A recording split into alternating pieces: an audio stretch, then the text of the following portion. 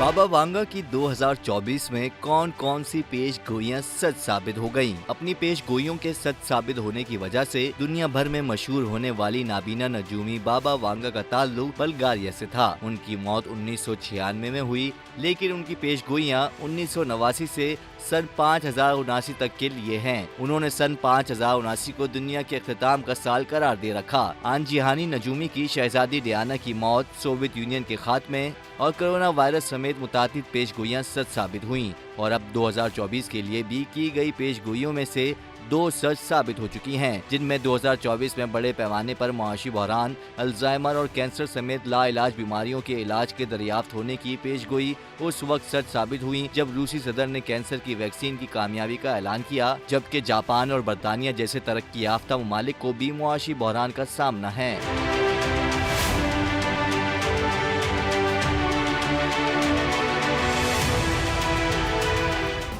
Subscribe करें और bell दबाएं ताकि कोई खबर रह न जाए।